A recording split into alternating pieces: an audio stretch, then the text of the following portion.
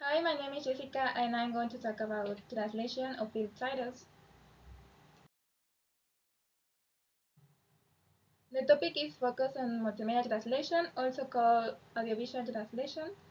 And first of all, translation is not just a simple transfer of words from one language to another one, but it's a process determined by a lot of factors, such as culture, or such as the interest of the attracting of interest audience including the translator competence. Furthermore, translation of English field titles has received scholarly attention in the last years, and in the last years because actually um, translation of field titles has been a little bit ignored by translation students in the past. Um, this one because there are many professionals in charge of this branch. Actually, field reviewers usually are the people who are in charge of translating instead of a professional.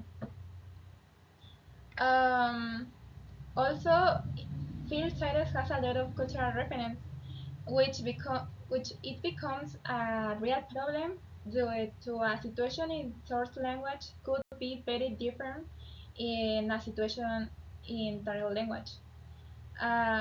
Therefore, sometimes there are losses at the time of translating.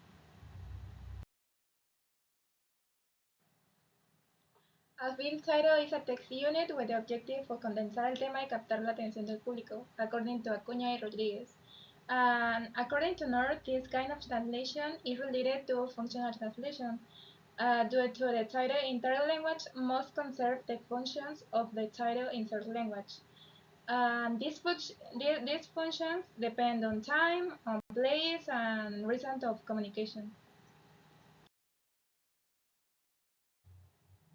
There are some translation techniques at the time of translating a field title.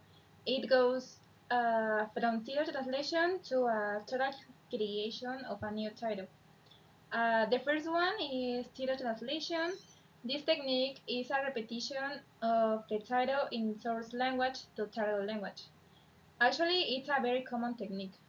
However, when a title is not translated, there are some problems like the title won't be informative, so it can create a first contact between the director and viewer. If viewer doesn't understand the source language, of course.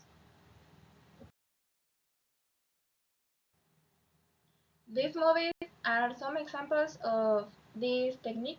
For example, Spider-Man, Pulp Fiction, or Misery, Kill Bill, Batman, Toy Story are the same in both languages.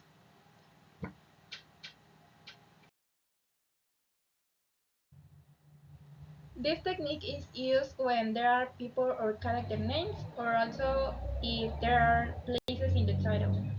And the original title is usually kept for promotional purpose. That is, the objective is to increase the demand impact.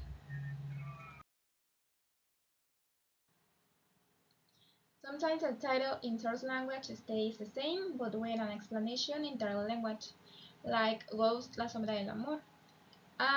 But in another ones, the original title could go with a translated version in brackets or between dashes as a subtitle, like If, Eso, El Lector, The Reader, and The Route, La Carretera.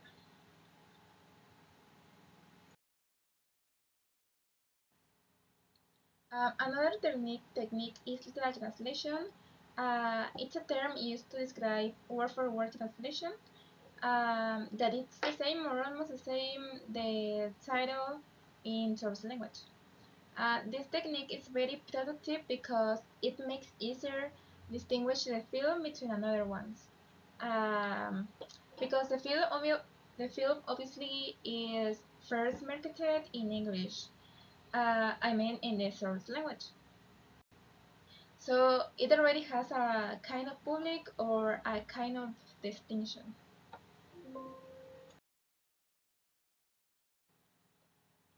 For example, all these movies uh, are the same or practically the same in English than in Spanish. For example, Una noche en el museo is a night in the museum. The butterfly effect is el efecto mariposa en español. And that is. However, there are small modifications in some cases. Modifications as lexical changes. That is when change the order of the words. Another one is grammatical changes or transpositions. It refers when it goes to singular to plural, from adjective to noun, from negative or positive, or vice versa. Also are reductions. It's when the title in third language leaves out certain elements of the original title. And expansions is when the title in third language adds some elements to the title in third language.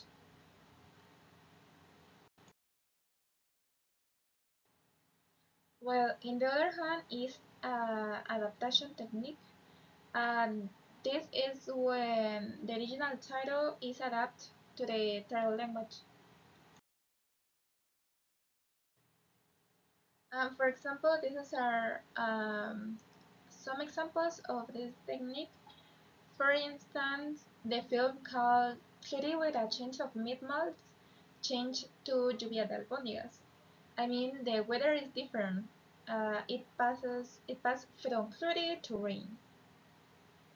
The next one passes from Aliens in the Attic to Pequeños Invasores, and in this case, the translation leaves out the place reference.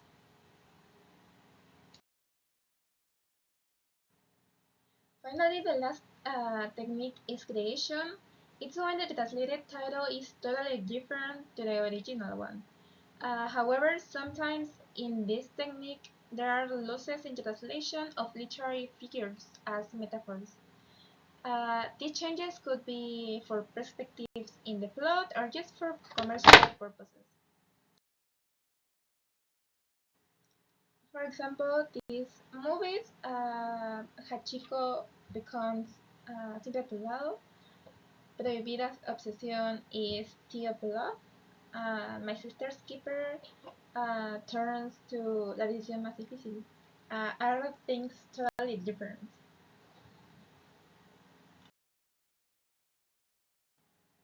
And that is, there will be some activities in Trello if you can do it. So, thank you.